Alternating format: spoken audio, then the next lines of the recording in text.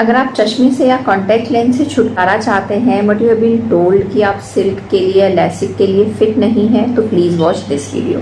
Hello everyone, मैं doctor Pallavi Mishra और आज के इस वीडियो में हम बात करेंगे PRK या फोटो रिफ्रैक्टिव केरेक्टेक्टमी के बारे में, जिसको कुछ लोग एपिकल्चूरा या एपीलैसिक भी बोलते हैं। PRK एक ऐसा प्रोसीजर होता है जो कि थिन कॉर्नियाज के लिए, इरेगुलर कॉर्नियाज के लिए is the only option of choice of refractive surgery. कि अगर आपकी जो पुतली है वो बहुत ज़्यादा पतली है और आप चश्मा अपना उतरवाना चाहते हैं तो आप लेसिक नहीं करवा सकते हैं, आप सिल्क नहीं करवा सकते हैं, बट आप PRK ज़रूर करवा सकते हैं। PRK जो प्रोसीजर होता है वो बेसिकली दो तरीके से होता है। एक इज़ द कन्वेंशनल PRK, जिसमें कि एक केमिकल की मदद से जो पुतली की जो ऊपर वाली जो लेयर होती है उसको हटाया जाता है। Second is the transepithelial PRK और द स्ट्रीमलाइट PRK, जिसमें कि लेज़र की मदद से जो पुतली की जो सबसे ऊपर वाली जो लेयर होती है उसको हटाया जाता है। तो PRK बेसिकली किन लोगों के लिए अच्छा होता है?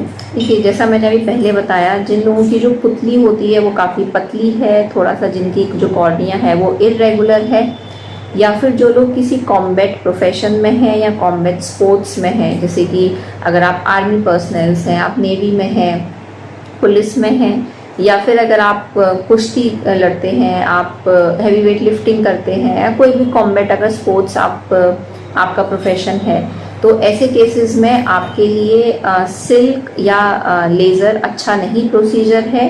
रीज़न भी कि इन सब जो प्रोसीजर्स होते हैं रिफ्रैक्टिव, उसमें एक फ्लैप बनाया जाता है और उस फ्लैप की वजह से जो हमारी पुतली होती है या जो हमारी कॉर्निया होती है वो हल्की सी कमज़ोर हो जाती है। तो उसमें चांसेस होते हैं कि अगर आँख में थोड़ी सी भी चोट लगेगी तो पुतली के फटने की संभावना, हमारे कॉर्निया के रप्चर होने की संभावना बहुत ज़्यादा हो जाती है।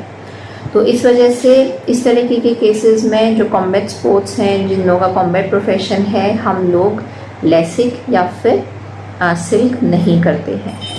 अब PRK जो होता है उससे हम क्या क्या चीज़ें ठीक कर सकते हैं, उससे जो भी चीज़ें हम लोग लेसिक से या सिल्क से ट्रीट कर सकते हैं वो सारी चीज़ें हम लोग इस PRK की मदद से भी ठीक कर सकते हैं। जैसे कि मायोपिया हो गया, थोड़ा बहुत हाइपरमेट्रोपिया हो गया, एस्टिग्मेटिज्म हो गया, ये सारी चीज़ें हम लोग PRK से ठीक कर सकते हैं। अब बात है कि फिर PRK ही क्यों ना करवाया जाए, उसमें तो पुतली हमारी थोड़ी स्ट्रॉन्ग भी रहती है, हम लेसिक या सिल्क की तरफ जाते ही क्यों हैं। देखिए, जो PRK होता है उस प्रोसीजर में आप ऐसा समझिए कि आपको थोड़ा सा पेशेंस रखना होगा।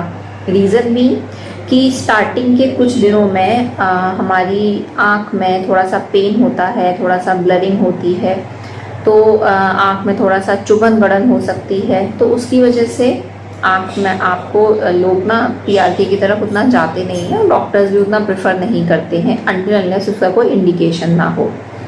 सेकेंडली, PRK का जो एक्चुअल जो क्रिस्प विज़न आने में 3 से 4 हफ्ते या लगभग 1 महीने का समय लगता है। उससे पहले हमारा विज़न कभी कभी फ्लक्चुएट हो जाता है। वैसे तो जो 90% विज़न है वो 1 हफ्ते के अंदर आ जाता है, लेकिन तब भी जो हल्का सा जो विज़न का जो फ्लक्चुएशन होता है वो लगभग 1 महीने तक रहता है। तो इस वजह से भी लोग लेसिक को या सिल्क को ज़्यादा पसंद करते हैं एज़ कम्पेयर टू PRK के ऑपरेशन के बाद में, क्योंकि पुतली की एक ऊपर की परत हटाई जाती है तो आँख के ऊपर एक प्रोटेक्टिव कॉन्टैक्ट लेंस, जिसे कि हम लोग बैंडेज कॉन्टैक्ट लेंस कहते हैं, वो लगाया जाता है।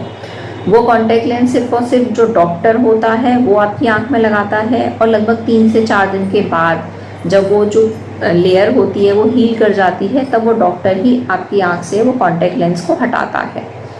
उस कॉन्टैक्ट लेंस से जो हमारी आँख में जो पेन होता है, जो रेडनेस होती है या जो पानी आता है, वो थोड़ा सा कम आता है। अब बात करते हैं कि कन्वेंशनल PRK और ट्रांस एपिथेलियल PRK में डिफरेंस क्या होता है।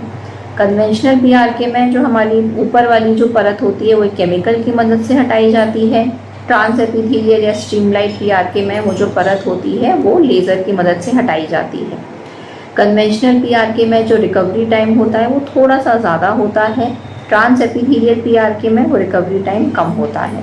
कन्वेंशनल PRK में हमें लगभग 1 महीने का समय लग जाता है या कभी कभी 6 हफ्ते भी लग जाते हैं पूरा विजुअल गेन होने में। ट्रांस एपिथेलियल पीआरके में ये समय थोड़ा सा कम होता है। तो अगर हम कंपेयर करें कन्वेंशनल पीआरके को ट्रांस एपिथेलियल पीआरके से, तो ट्रांस एपिथेलियल पीआरके थोड़ा सा बेटर होता है क्योंकि उसमें हम लेयर हटाने के लिए एक लेज़र का इस्तेमाल करते हैं। अगर आप कॉम्बैट स्पोर्ट्स में हैं, कोई कॉम्बैट प्रोफेशन है, आपकी जो कॉर्निया है वो पतली है या किसी भी कारण से आप फिट नहीं है लेसिक या सिल्क के लिए, तो आप पीआरके के प्रोसीजर के बारे में अपने डॉक्टर से जानकारी ले सकते हैं। आपकी बीमारी के संबंध में अगर आप कोई और जानकारी चाहते हैं तो आप मुझे मेरे कमेंट बॉक्स में मैसेज कर सकते हैं। आप मेरा ऑनलाइन कंसल्टेशन भी ले सकते हैं। आप मेरे चैनल के मेंबर भी बन सकते हैं। मिलते हैं अगले वीडियो में, तब तक के लिए अपना ध्यान रखिए, अपनी आंखों का ध्यान रखिए। जय हिंद।